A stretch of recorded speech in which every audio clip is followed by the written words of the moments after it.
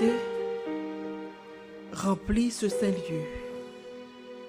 Nous sommes venus vers toi pour t'élever, pour t'adorer, pour te dire merci. Merci du fait que nous sommes là ce matin. C'est un privilège que tu nous as donné, Seigneur. Les mots nous manquent pour te redire infiniment merci. Merci pour le cadeau de la vie. À chaque fois que nous respirons, c'est un miracle de ta part. Tes enfants viennent vers toi. Ils ouvrent leur cœur pour t'adorer en esprit et en vérité, car tu le mérites. Reçois ce culte du fond de notre cœur, au nom de Jésus. Amen.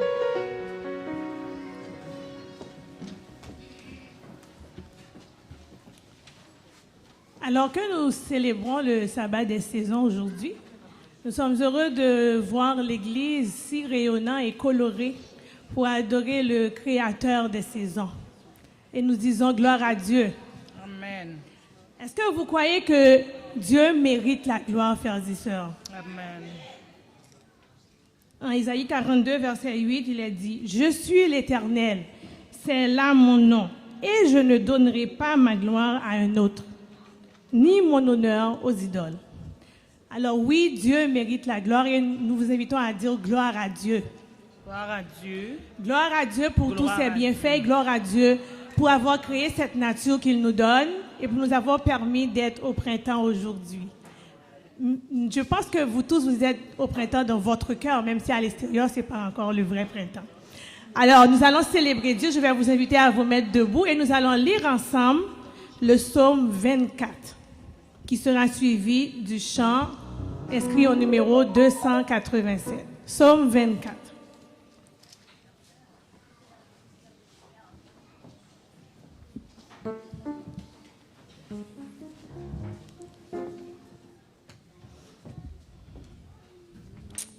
À l'Éternel, la terre et ce qu'elle renferme, le monde et ceux qui l'habitent.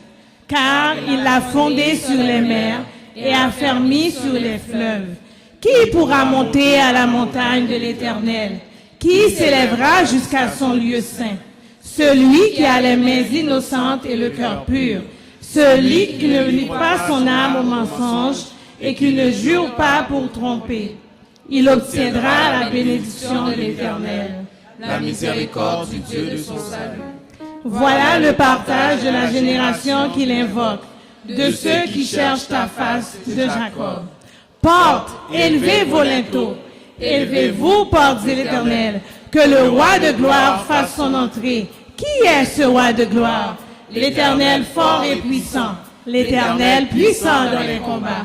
Portes, élevez vos linteaux, élevez-les, portes éternelles, que le roi de gloire fasse son entrée. Qui donc est ce roi de gloire?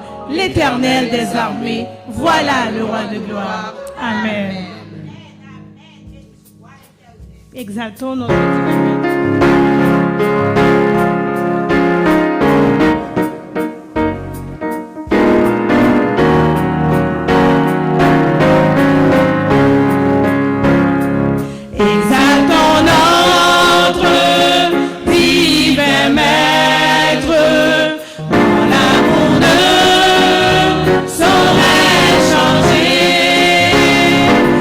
Nous aide-nous de le connaître.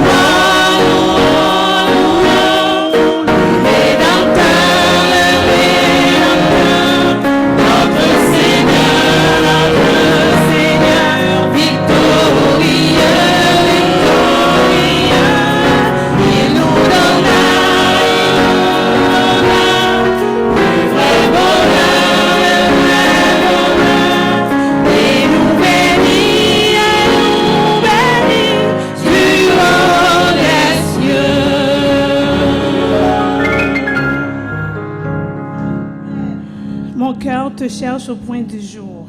Numéro 493.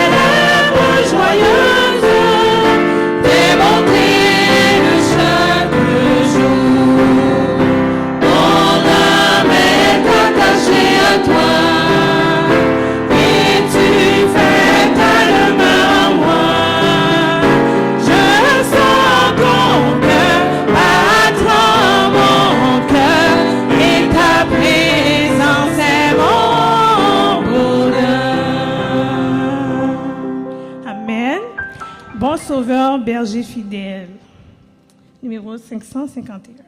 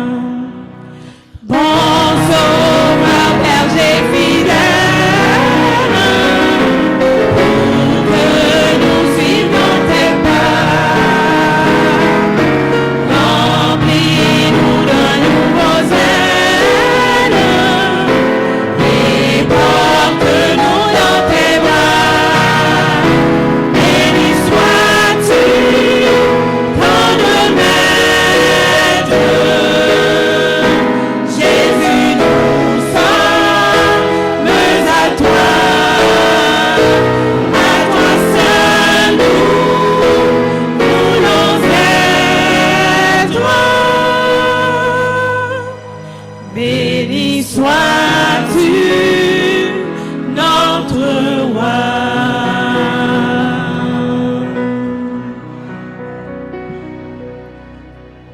La lecture d'aujourd'hui se fait dans Jean 10, verset 11. Jean 10, verset 11.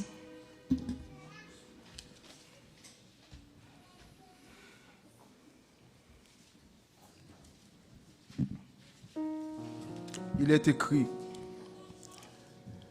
Je suis le bon berger, et le bon berger donne sa vie pour ses brebis. Amen. Prions avec notre frère Anderson en ténor.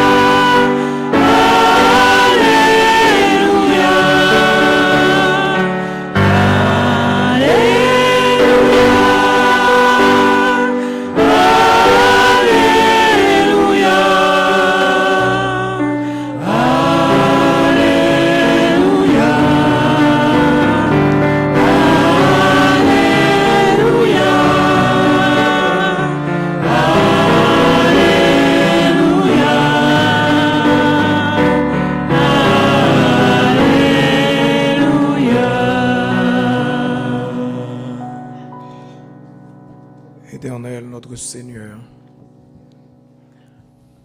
nous prenons beaucoup de plaisir à venir à tes pieds en ce moment. Nous voulons te remercier pour ta présence que nous croyons effective au milieu de nous. Amen. Puisque tu le dis dans ta parole, lorsque 2 ou 3 s'assemblent en ton nom, tu es au milieu de nous. Et fort de cette présence, nous voulons prendre le temps de la chérir parmi nous. Nous voulons, Seigneur, nous ouvrir à tes pieds, ouvrir nos cœurs à toi pour présenter en offrande tout ce que nous t'apportons. En nous, il n'y a rien de bon. Toutefois, il y a un cœur qui t'aime et qui bat pour toi. Et c'est ce cœur que nous voulons t'offrir en ce matin. C'est l'amour de ce cœur que nous voulons partager avec toi. Seigneur, tandis que le peuple est en adoration, nous voulons te remercier pour ce moment que tu as mis à part pour nous, moment où nous pouvons jouir pleinement de toi, où nous pouvons faire le vide, faire silence en nous pour écouter ta voix parler à nos cœurs. Et c'est ce moment que tu utilises toi aussi pour faire beaucoup de bien à tes enfants. En ce moment, Seigneur, s'il te plaît, visite-nous. Visite tous tes enfants. Visite ceux qui sont malades. Visite ceux qui sont frappés par le deuil. Nous pensons particulièrement à Sœur Servilia, Sœur Lovana. Perdre, enterrer, mettre en terre son enfant, c'est pas une chose facile. C'est très difficile. Mais à celui qui se confie en toi, tu donnes la force de passer par les épreuves. Nous voulons la confier, Seigneur, à tes bons soins, en te demandant, Éternel, d'aller visiter cette famille et d'aller lui dire doucement à l'oreille à Sœur Servilia, ma fille, aie courage, ma grâce te suffit. Toi seul peux combler ce vide, toi seul peux réconforter ce cœur endolori. Seigneur, nous voulons penser à ceux qui sont malades, les malades identifiés et ceux qui ne sont pas identifiés. Nous les remettons à toi. Nous te louons pour tes miséricordes et tes grâces accordées à Josué. Nous savons, Seigneur, que tu as quelque chose de précis pour cet homme. Nous savons que tu veux faire éclater ta gloire à travers lui. Il se remet à toi. Et nous aussi, Seigneur, en tant qu'Église, nous voulons le confier à toi en te demandant d'avoir pitié et de continuer d'avoir pitié de lui. pitié de son âme, pitié de sa situation. Seigneur, nous voulons te prier pour tous ceux qui nous ont demandé de prier pour eux. Tu les connais par leur nom. Tu connais, Seigneur, les différentes familles qui passent par des moments terribles. L'ennemi attaque les familles parce que l'Église est constituée de familles. Si les familles sont attaquées, ton Église est atteinte. De grâce, protège ton Église, qui est la prunelle de tes yeux. Et puisque tu aimes ton Église, tu aimes les composantes de cette Église, tu aimes nos familles. Viens, Seigneur, au secours de nos incrédulités. Viens, Seigneur, au secours de tes enfants. Toi seul peux alléger, toi seul peux répondre à nos cris et nous crions vers toi. Seigneur, ce matin, tu veux nous parler par le canal de ta servante, Sœur Esther. Nous voulons te demander de l'utiliser, de ne l'utiliser et que toi-même tu nous parles. Tu parles à nos cœurs, que sortis de ces lieux, nous puissions prendre conscience que tu nous as visités et qu'il nous faut absolument répondre à cet appel que tu vas nous faire aujourd'hui. Viens encore une fois, Seigneur, nous bénir. Viens nous donner cette paix profonde que toi seul peux donner. C'est au nom de Jésus que nous te prions, lui qui vit et demeure au siècle des siècles. Amen. Amen.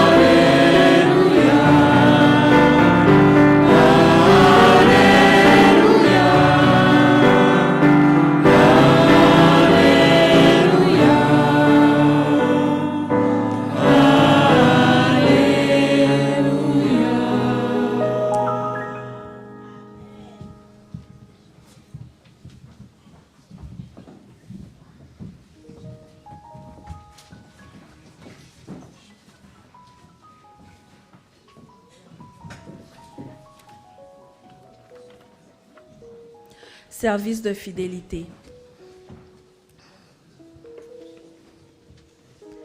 À l'Éternel, la terre et ce qu'elle renferme, le monde et ceux qui l'habitent. Psaume 24, verset 1er. La parole de Dieu dit bien des choses au sujet du sacrifice. Les richesses viennent du Seigneur et lui appartiennent. La richesse et l'honneur viennent de toi. L'argent est à moi et l'or est à moi, dit l'Éternel des armées. Car tous les animaux de la forêt sont à moi, toutes les bêtes des montagnes par milliers. À l'Éternel, la terre et ce qu'elle renferme, le monde et ceux qui l'habitent. C'est l'Éternel ton Dieu qui te donne la faculté d'acquérir des richesses. Les richesses sont éphémères et ne peuvent satisfaire. Nous avons reçu l'ordre de ne pas placer notre confiance dans des richesses incertaines. Les richesses ont des ailes, elles s'envolent. Ne vous amassez pas des trésors sur la terre où la teigne et la houille détruisent et où les voleurs percent et dérobent. Les richesses ne soulagent pas la plus grande détresse de l'homme. Les richesses ne serviront à rien au jour de la colère. Ni leur argent, ni leur or ne pourra les délivrer au jour de la colère du Seigneur. À cause de la colère, prends garde de ne pas être emporté par le vent. Alors, une grande rançon ne pourra te délivrer. Témoignage pour l'Église, volume 3, page 549. L'offrande d'aujourd'hui est pour le budget de notre Église. Merci de votre contribution. Inclinons-nous pour la prière. Céleste Père, nous te remercions pour tout ce que tu as fait pour nous dans notre vie. Merci pour le souffle de vie conservé en nous. Nous t'apportons aujourd'hui nos dîmes et nos offrandes. Nous te demandons de les bénir, mais aussi, Seigneur, daigne bénir l'offrande de nos cœurs. Nous te demandons pardon pour nos péchés au nom de Jésus. Amen. Pour faciliter le ramas des dîmes et des offrandes, nous allons tourner un chant avec le groupe de chantres. C'est mon joyeux service d'offrir à Jésus-Christ 334.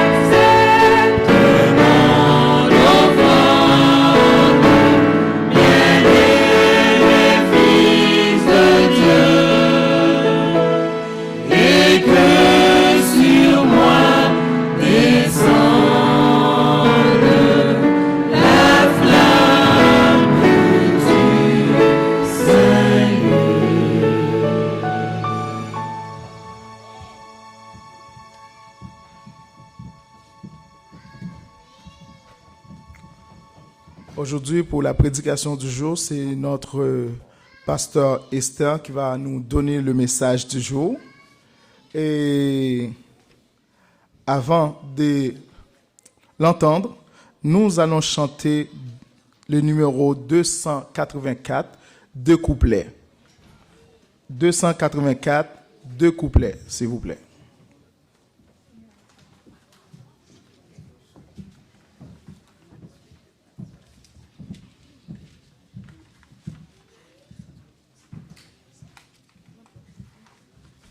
Seigneur, attire mon cœur à toi.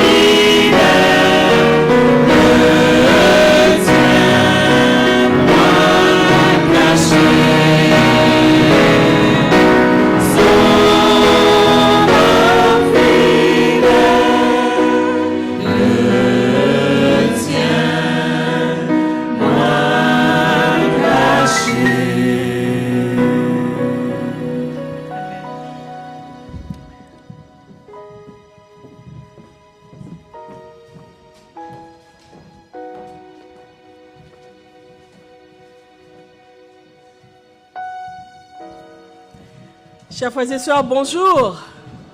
Chers frères et sœurs, bonjour. Bon sabbat et bon matin dans le Seigneur. C'est un privilège pour moi de me tenir ce matin devant vous pour pouvoir partager la parole de Dieu. Cela fait plus d'un mois, je ne vous ai pas vu.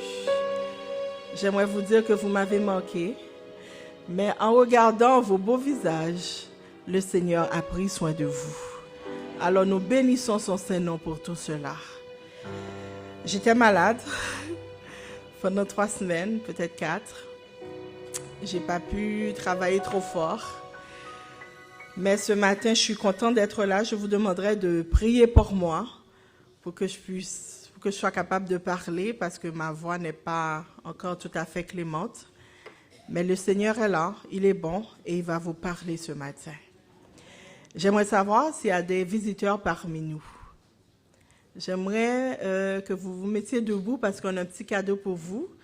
Parce qu'à Bethel, on aime ça, avoir des visiteurs. On aime ça partager l'amour de Jésus. Est-ce qu'il y a un visiteur ou des visiteurs parmi nous? On a quelque chose pour vous. Il n'y a personne, ne soyez pas gênés. Amen.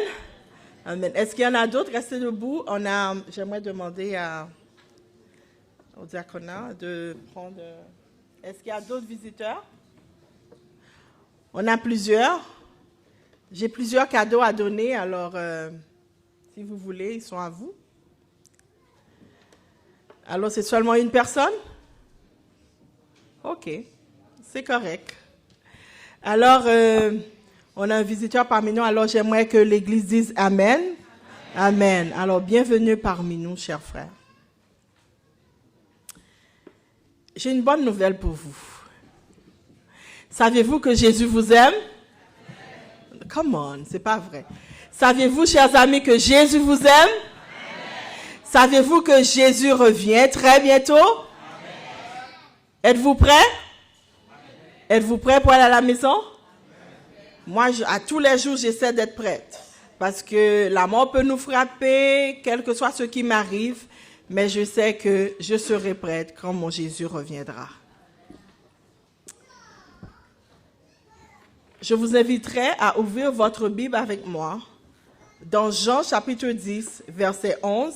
Et en même temps, nous lisons aussi au Psaume 23, verset 1 à 4.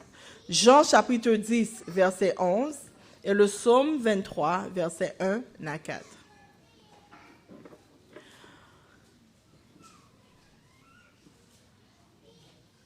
Je suis le bon berger et le bon berger donne sa vie pour ses brebis. Encore, participez avec moi.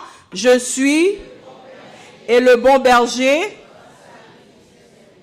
Ok, maintenant on va prendre le Psaume 23, verset 1 à 4. C'est un psaume que tout le monde connaît. On le dit ensemble.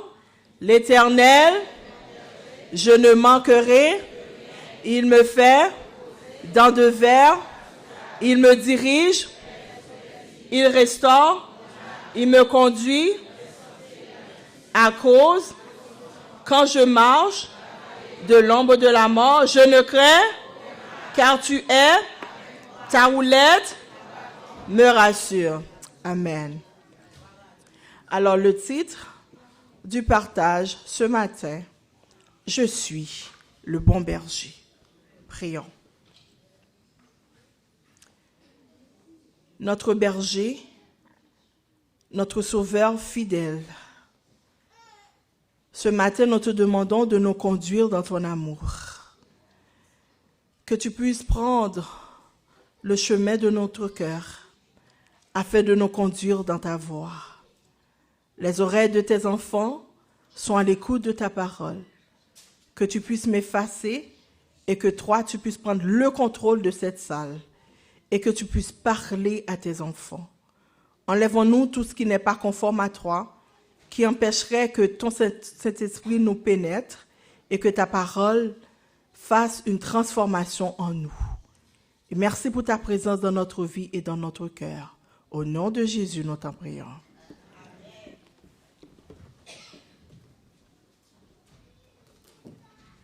Merci.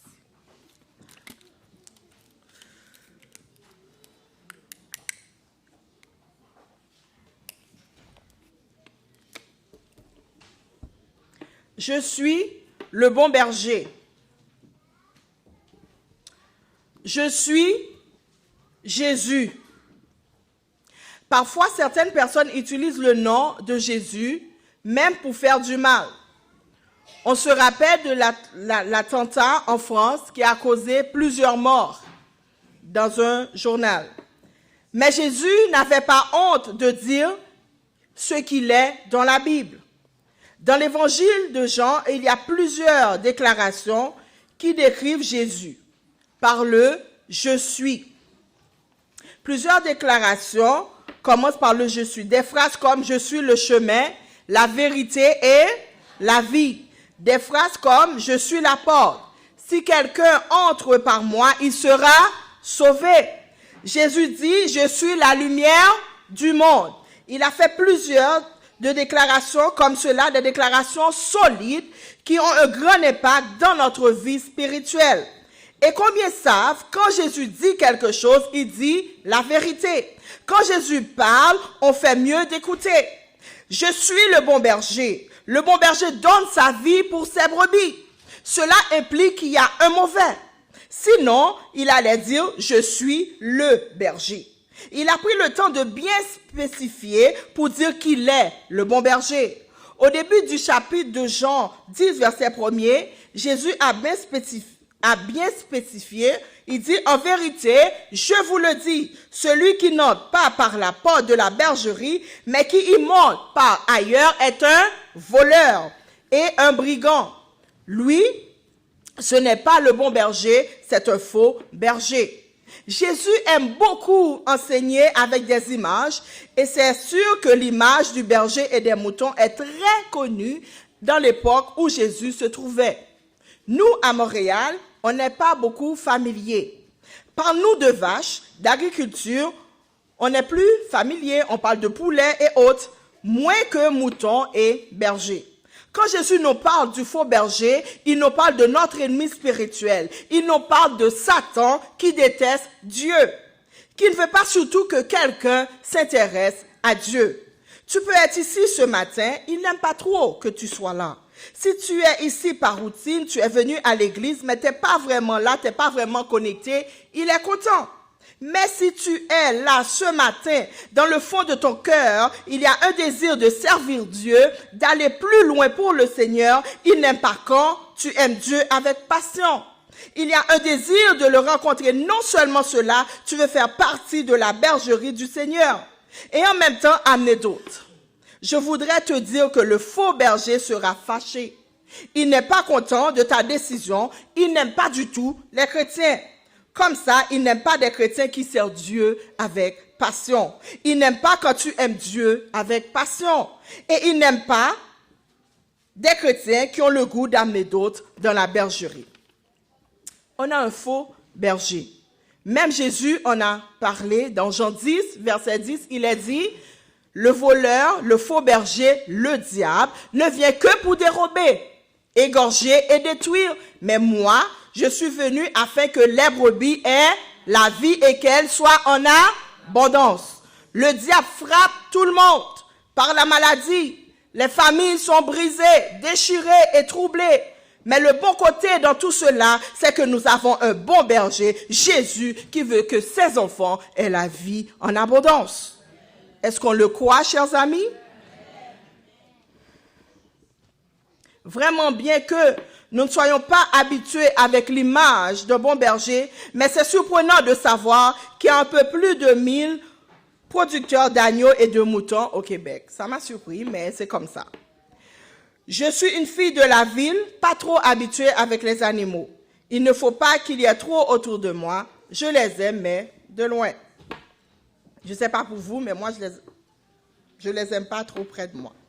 Peu importe, quand Jésus parlait aux gens de cette époque, les gens pouvaient facilement s'identifier.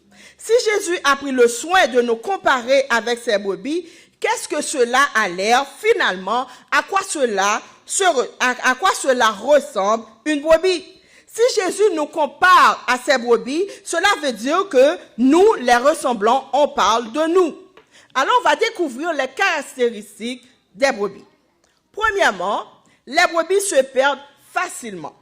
La Bible nous dit dans Ésaïe 53, verset 6, il est dit, nous étions tous errants, nous étions tous égarés comme des brebis, chacun suivait sa propre voie. Alors on nous dit que les brebis se perdent facilement sans berger.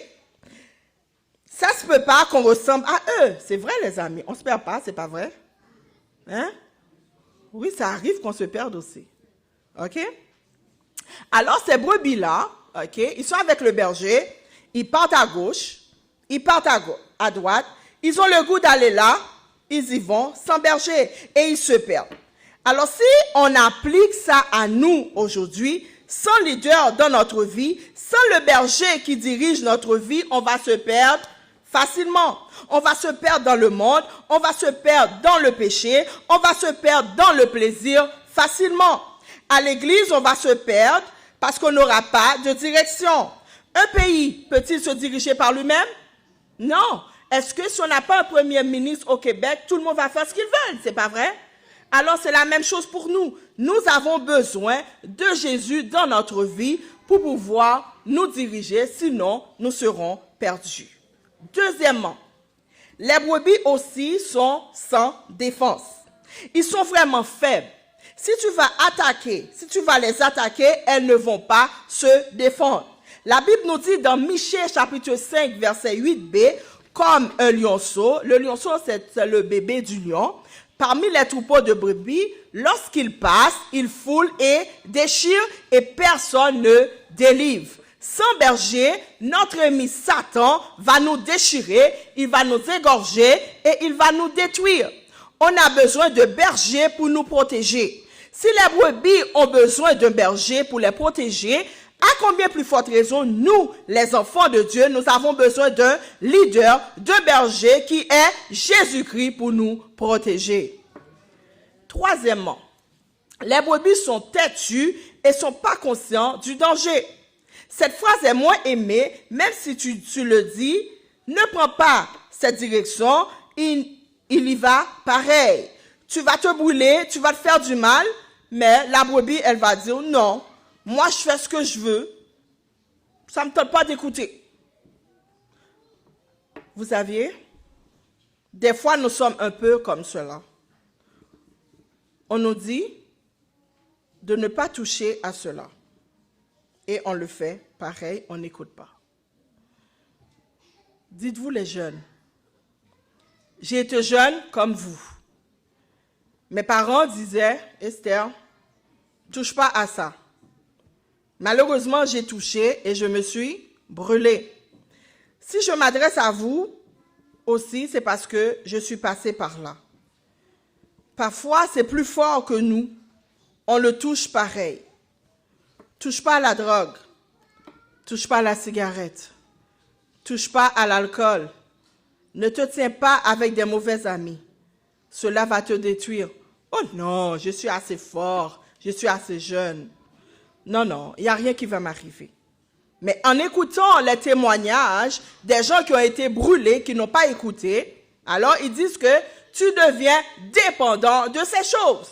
Parce que quand tu le touches et que tu goûtes, alors ton corps, il prend l'habitude, alors tu ne peux plus t'en passer et tu en prends un, tu en prends deux, tu en prends trois et tu en prends quatre, et jusqu'à ce que tu te détruises.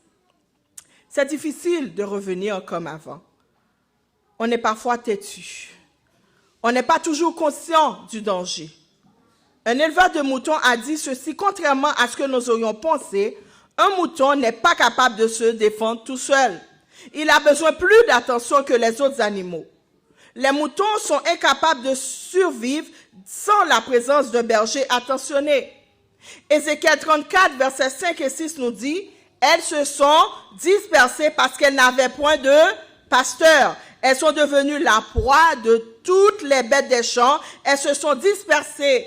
Mon troupeau est errant sur toutes les montagnes et sur toutes les collines élevées. Mon troupeau est dispersé sur toute la face du pays. Nul n'en prend souci, nul ne le cherche. » Quatrièmement, la dernière caractéristique des brebis, les brebis sont réceptifs à l'affection. Qui n'aime pas l'amour ici? Qui n'aime pas recevoir de l'amour? Qui n'aime pas ça? Ah, ok, ça veut dire tout le monde. Ok, on est dans le même bateau, c'est bien. Alors, dans 2 Samuel 12, verset 3, il est dit, il nous raconte l'histoire d'un pauvre et d'un riche.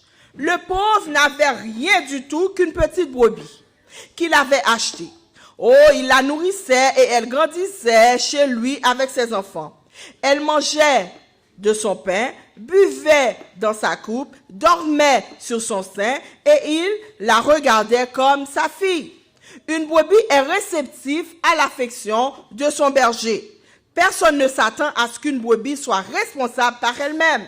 C'est le travail du berger de s'assurer du bien-être et de la sécurité de son brebis et c'est ce que Jésus fait pour nous. Alors les êtres humains ont besoin d'un berger pour survivre. Nous avons besoin d'un sauveur pour survivre. Sans Jésus, il n'y a pas un être humain qui peut vivre éternellement.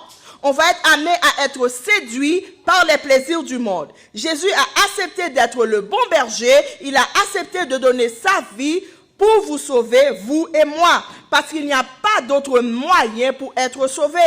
On devait à tous les jours prendre le temps de dire à Jésus, merci. Merci d'avoir consenti à ce sacrifice pour me sauver.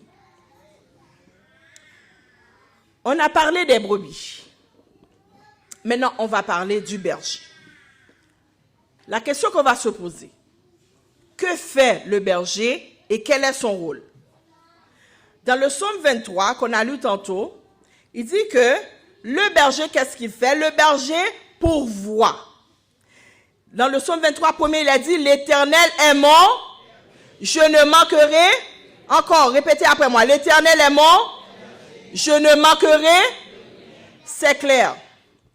Est-ce que tu crois ce matin que Jésus est ton berger?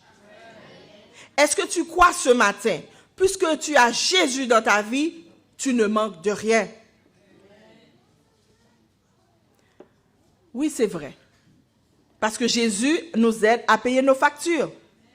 Il nous donne un bon travail. Et il nous donne de la santé. Le bon berger ne nous donnera pas tout ce qu'on veut, mais il va combler nos besoins. Oui, vous allez me dire, mais Esther, je ne suis pas d'accord avec toi. Le psaume 37, verset 5, qu'est-ce qu'il dit? Fais de l'Éternel tes délices et il te donnera tout ce que ton cœur désire. Pas de problème, je vais vous répondre. Si tu fais de l'Éternel tes délices, ok, ta passion, les désirs de ton cœur vont changer. Ils vont se tourner vers Dieu et c'est pour cela que le Seigneur va être capable de combler tes désirs parce qu'ils sont connectés avec les désirs de Dieu. Gloire à Dieu. Le Seigneur va nous donner toujours ce qu'on a besoin, mais pas toujours ce qu'on voudrait avoir. Puis, le berger, il sait c'est quoi dont on a besoin. Deuxièmement, non seulement il va pourvoir à nos besoins, mais il va aussi nous donner du repos. Il y a des gens dans la salle qui sont fatigués ce midi. Pas fatigués parce que tu t'es couché tard cette nuit.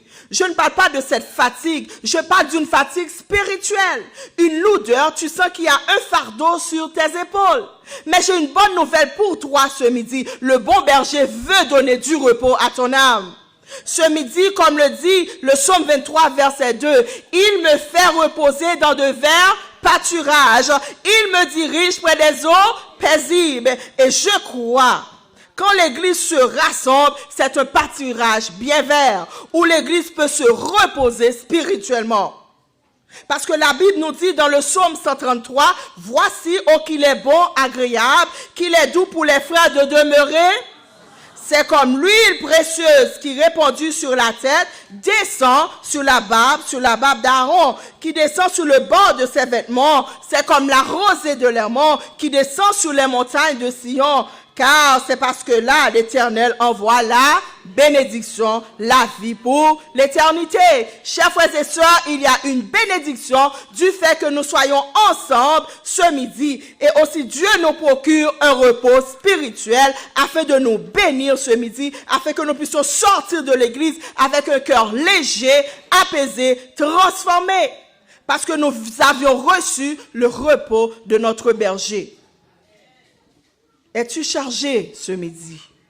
Viens dans les bras du bon berger pour avoir du repos pour ton âme. Deuxièmement, le bon berger pourvoit, non seulement il pourvoit, il donne du repos, il ne fait pas que cela, il conduit et il dirige. Le psaume 23, verset 2 et 3, il nous dit, il me dirige près des eaux, il restaure, il me conduit dans les sentiers de à cause de son nom. Alors le bon berger sait où nous conduire. Le Seigneur sait comment nous donner une paix. Quand il y a une tempête autour de nous, il nous amène dans une place de justice. Dieu sait que le chemin du péché n'est pas bon pour nous. Il nous ramène toujours sur le droit chemin. Un chemin juste, de pureté, de sainteté. Avec Jésus, on peut savoir où on s'en va parce qu'il est notre guide et notre conducteur. Sans berger, sans Jésus, on va être des brebis errants qui va être portés d'aller à gauche ou à droite. C'est un chemin qui peut être destructeur pour nous. Les êtres humains ont besoin d'un berger. Ils ont besoin d'un leader. Ils ont besoin d'un sauveur. Le seul qui peut vraiment l'être, c'est Jésus-Christ de Nazareth. Quatrièmement, on avait dit en premier, il pourvoit. Après, on a dit, il donne du repos. Il conduit, il dirige et il restaure. Restaurer veut dire séparer, réparer une vie qui a été brisée. C'est ça, le bon berger. Le bon berger, son rôle est de ramener, est de réparer. C'est rétablir ce qui a été brisé. La Bible nous dit dans le psaume 23:3, il restaure mon âme, il me donne des forces fraîches. Vous le savez que la vie nous amène son lot d'épreuves, qui fait que des fois nos vies sont brisées. Les familles sont brisées, les relations sont brisées, nous perdons nos emplois, définitivement, nous avons besoin d'un berger qui peut nous restaurer de tout cela. Si tu as quelque chose de brisé en toi ce midi, Jésus te dit, je suis ton berger. Je restaure ton âme. Je te rétablis et je veux rétablir ce qui a été brisé en toi. Est-ce que tu peux le croire pour ta vie ce midi? Le croyez-vous, chers frères et sœurs? Cinquièmement, ça c'est ma partie préférée. Je ne sais pas pour vous. Il corrige. Le psaume 23, verset 4, il dit, le bon berger, ta houlette et ton bâton me rassurent. Quand j'ai vu cela, j'ai pensé à mon père et à ma mère. Mes parents avaient la ceinture du berger. Mais cela ne me rassurait pas plus que ça.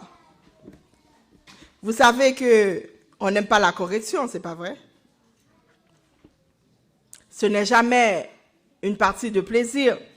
Mais lorsqu'on nous corrige, c'est un bienfait pour notre vie. Alors si nos parents ne prenaient pas le temps de nous corriger, comment qu'on serait aujourd'hui? Hein? C'est vrai, on n'est pas tout à fait d'accord, mais quand même. On est encore vivant, on n'est pas mort. Alors c'est pour ça que Dieu nous a confiés à des parents, parce qu'il savait que nos parents pouvaient prendre soin de nous. Il dit, la roulette est utilisée par le berger, c'est comme un bâton, qui garde ses moutons au pâturage. La roulette sert à ramener les bêtes qui s'écartent du troupeau en pesant. La partie en crochet sert à saisir aisément le petit bétail sans se baisser ni l'effrayer par son approche. Savoir que tu es mon berger, que tu veilles sur moi, Seigneur, me rassure, me donne la joie de vivre. Peut-être il y a des chrétiens qui veulent d'un berger qui ne corrige pas. On n'aime pas se faire corriger. C'est peut-être la plus belle chose qui peut nous arriver d'être corrigé. Si tu caches un péché, la plus belle chose qui pourrait t'arriver, c'est d'être dévoilé. C'est peut-être humiliant, c'est vrai, mais cela va être humiliant, passer l'éternité sans Dieu. Alors si on veut passer l'éternité avec Dieu, on a besoin du bâton, du berger pour nous amener sur le droit chemin. Est-ce que ce midi, vous êtes capable de dire avec moi? Ok, vous allez répéter après moi. Cher Jésus, ton bâton de berger est là pour me ramener à l'ordre et cela me rassure. Amen. Il faut accepter la correction du Seigneur, car cela est pour notre bien. Ta roulette. L'Éternel a fermé les pas de l'homme de bien et il prend plaisir à la voir. S'il tombe, il n'est pas terrassé car l'Éternel lui prend la main. On le voit dans le psaume 37, versets 23 et 24. Ta houlette et ton bâton, voilà mon réconfort. Sixièmement, le berger est présent en tout temps. Dans le psaume 23, verset 4, il dit, quand je marche dans la vallée de l'ombre de la mort, je ne crains aucun mal car tu es avec moi. Chers frères et sœurs, c'est rassurant de savoir que Dieu est avec nous. C'est bon de savoir que même si je marche dans la vallée de l'ombre de la mort, dans la vallée des pleurs, dans la vallée des difficultés, je ne suis pas toute seule parce que Jésus est avec moi. Le berger, Jésus, est toujours présent quand ça va mal autour de toi ou en toi. Le berger sera toujours là pour toi. C'est pour cela que nous pouvons être apaisés même lorsque nous traversons des moments difficiles. Ésaïe 43, verset 1, il dit, « Ainsi parle maintenant l'Éternel, Église de Bethel qui t'a créé, ô Jacob, celui qui t'a formé, ô Israël. Ne crains rien car je te rachète. Je t'appelle par ton nom, tu es à moi. » Au verset 2, il dit, « Si tu traverses les eaux, je serai avec toi et les fleuves, ils ne te submergeront point. Si tu marches dans le feu, tu ne seras pas brûlé et la flamme ne t'embrasera pas. » Au verset 3, « Car je suis l'Éternel ton Dieu, le Saint d'Israël ton Sauveur. » C'est pour cela que je crois même que ce verset contient un message de paix pour le pèlerin lassé à la fin de sa carrière. Un message de puissance pour celui Qui a encore la vie devant lui? Message de paix, la crainte de la mort est dissipée. Telle est la brume matinale devant le soleil levant. Non plus de mort pour moi, rien d'autre qu'un passage, qu'une transition de ces terrestres lieux. La référence de la vallée de la mort du verset 4 est souvent vue comme une référence à la vie éternelle promise par Jésus-Christ. À travers ce portail vers la gloire des cieux, vers la maison du Père où l'on vit d'âge en âge, c'est la consolation du croyant à la fin de sa course. C'est un message de puissance pour traverser les expériences éprouvantes d'ici-bas. Dieu pourvoit à nos besoins tout au long de cette sombre vallée. Tu es avec moi. Ta houlette et ton bâton me rassurent. Et dans Matthieu 28, verset 20, il est dit, « Je ne te délaisserai point et je ne t'abandonnerai point. Alors je n'ai rien à craindre, même si tu ne ressens pas la présence de Jésus. Il est là. » La vie chrétienne n'est pas une question de feeling, mais de foi. Le croyez-vous, chers amis? La vie chrétienne n'est pas une question de feeling, mais de foi. Parce qu'il y a des gens, ils disent, mais je ne sais pas s'il existe vraiment, parce que je ne le sens pas vraiment. Je suis venu à l'église ce matin, mais je n'ai rien ressenti. Non, c'est ta connexion avec Dieu qui va faire que tu vas ressentir la présence de Jésus en toi. Quand tu ressens des feelings, ces feelings-là, assez souvent, ne sont pas de Dieu. Right?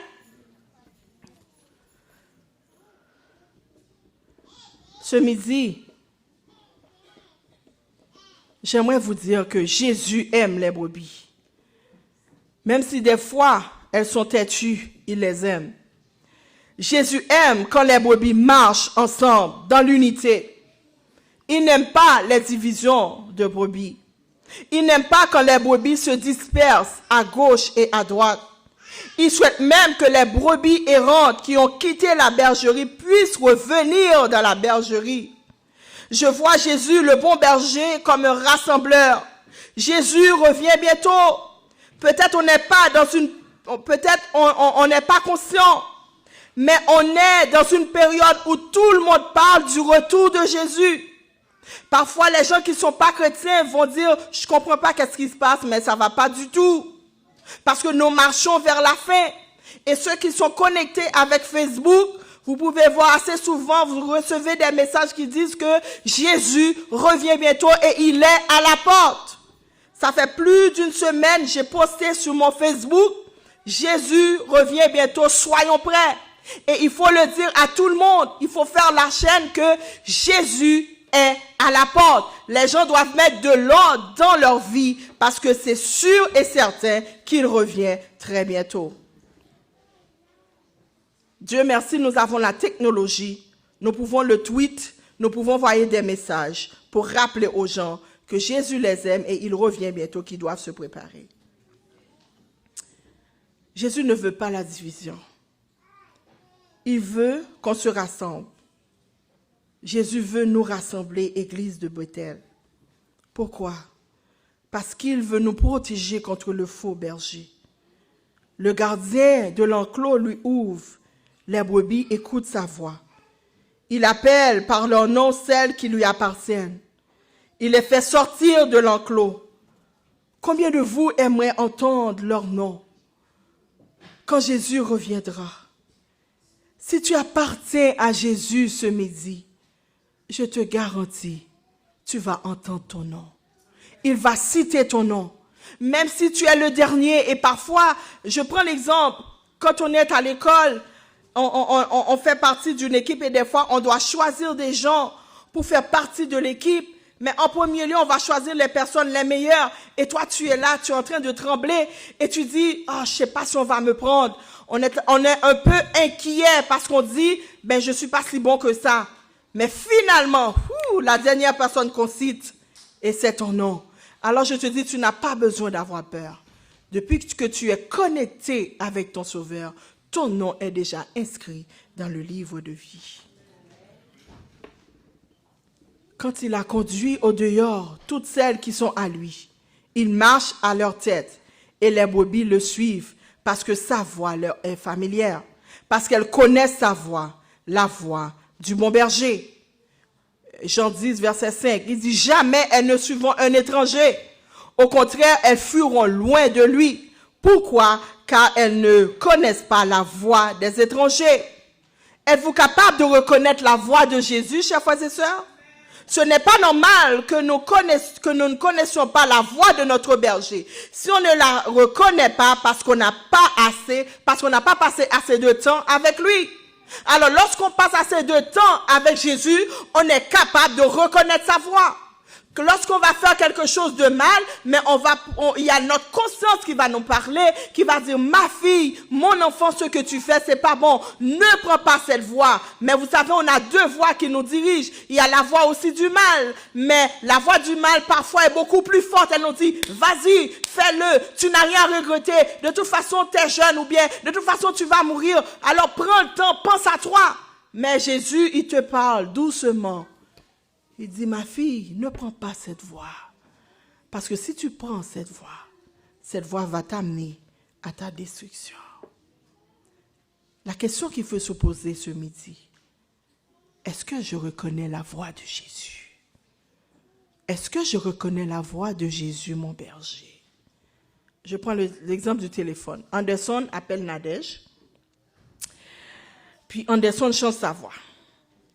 Il fait tout ce qu'il peut pour que Nadège ne le reconnaisse pas. Mais est-ce que Nadège ne reconnaît pas la voix de son mari? Bien sûr, elle reconnaît la voix de son mari. Pourquoi? Parce qu'elle connaît son mari, elle a passé du temps avec son mari. Alors c'est la même chose avec Jésus. Lorsqu'on passe du temps avec Jésus dans l'étude de sa parole, dans la prière, quand Jésus nous parle, on est capable de reconnaître sa voix. On a besoin de reconnaître la voix de Jésus le bon berger, car cela va nous protéger et on sera capable de reconnaître la voix du faux berger. Le faux berger, c'est qui? C'est le diable. Il a toute une équipe de démons qui travaillent avec lui pour essayer de nous détourner de la voix du bon berger. Il utilise le doute pour t'avoir. Es-tu vraiment sûr que Jésus va venir?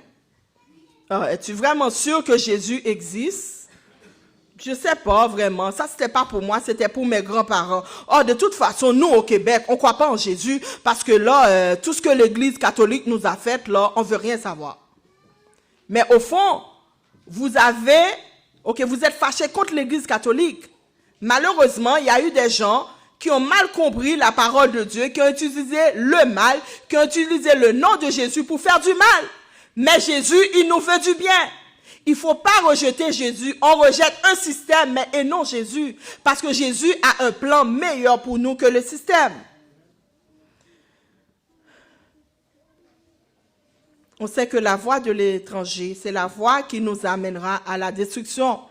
Même si au début tout paraît cool, bon, épatant et le fun, tu sais que la voie du plaisir est la voie de la destruction parce que tu l'as appris du bon berger, Jésus ton sauveur. Qu'est-ce que le Seigneur veut nous dire ce midi pour terminer? Il est en train de nous dire que il veut nous donner la joie de le connaître. Il veut nous donner la joie de l'aimer. Il veut nous rendre capables d'écouter sa voix tous les jours dans notre vie, de le suivre, d'accepter ses directions et ses corrections. Qu'il ajoute les autres brebis qui n'ont pas encore répondu à son appel à sa bergerie. Que l'on puisse les accueillir, qu'il nous guide, qu'il nous garde, que sa bonne main nous conduise en toute sécurité. Reposons-nous en lui. Confions-nous en lui, chers frères et sœurs. En lui, car il est le bon berger qui prend soin de ses brebis. Est-ce que Jésus est ton berger ce midi? Sinon, pourquoi pas? Pourquoi ne pas lui demander d'être ton berger et ton sauveur, ton leader et ton guide? Maintenant, on va se mettre debout. Je vous invite à vous mettre debout. Je demande à James, qui joue, de jouer 4,89, entre thème et j'abandonne.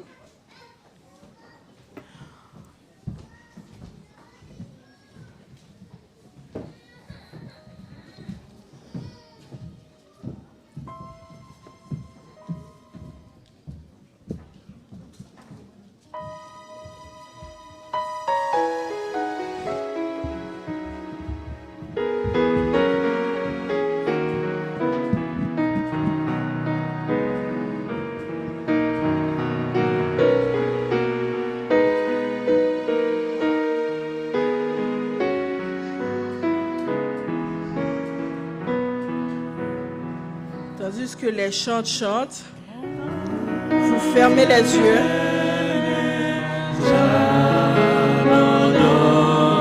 Prenez le temps de vous remettre entre les mains du berger. Le bon berger a un plan pour votre vie. Il ne faut pas permettre au faux berger de vous conduire dans la mauvaise voie. La voie du faux berger est la voie de la destruction. Par vous-même, vous ne pouvez pas le faire. Mais avec l'aide de Jésus, vous êtes capable de vaincre.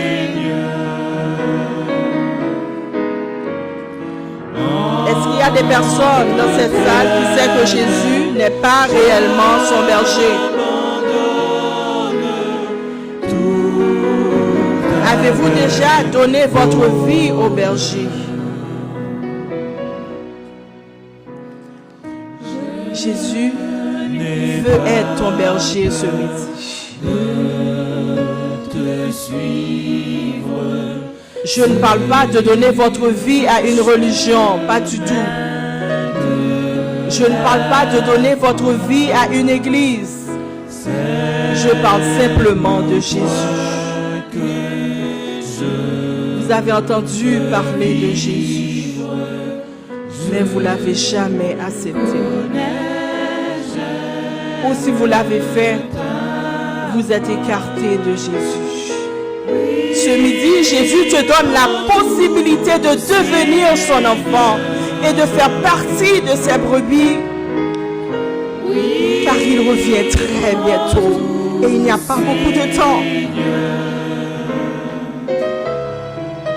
La vie ne tient qu'à un fil. Tu es ici ce midi et demain tu ne sais pas si tu seras là.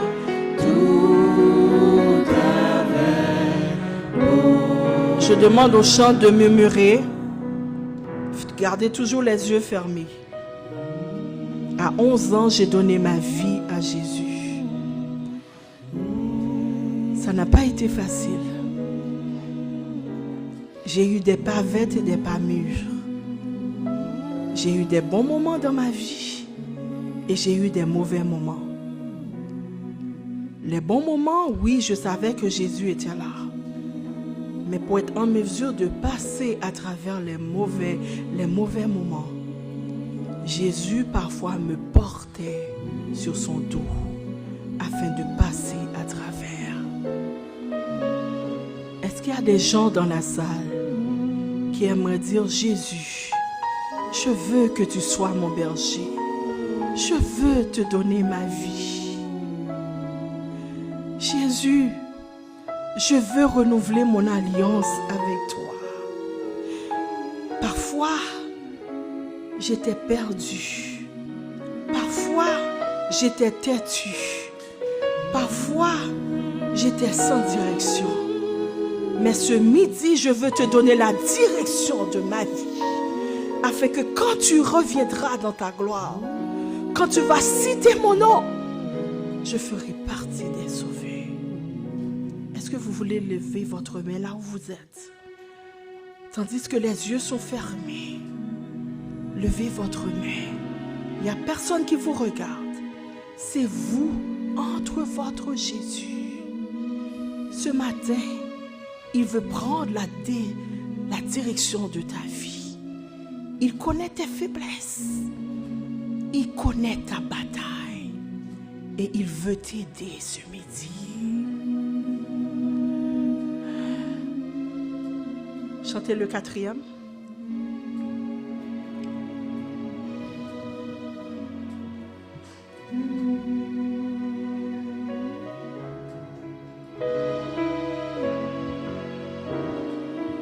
Prends mon corps et prends mon âme. Chantez ensemble.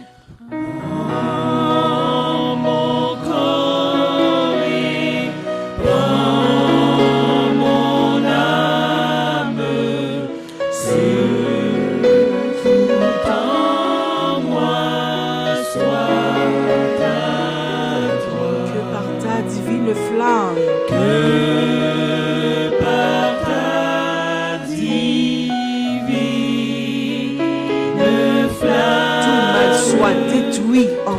Seigneur, détruis. Détruis-les, Seigneur. Oui, prends tout, Seigneur. Oui, prends tout, Seigneur. Prends ma vie, Seigneur, sois mon berger. Oui, prends tout, Seigneur. Protège ma vie, Seigneur, contre les faux bergers.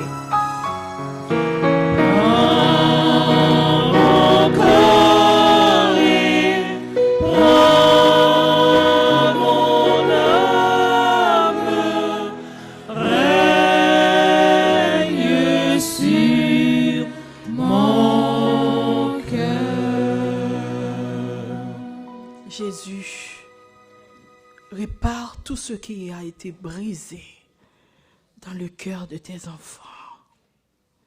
Donne à tes enfants du repos. Donne à tes enfants la paix. Donne à tes enfants la délivrance. Seigneur, prends la direction de la vie de tes enfants. Sois leur berger, sois leur protecteur, sois leur lumière dans ce monde troublé. Et que l'ennemi n'ait pas d'emprise sur tes enfants. Amen. Donne du repos à leur âme. Et quand tu reviendras, ils feront partie des sauvés au nom de Jésus. Amen. Amen.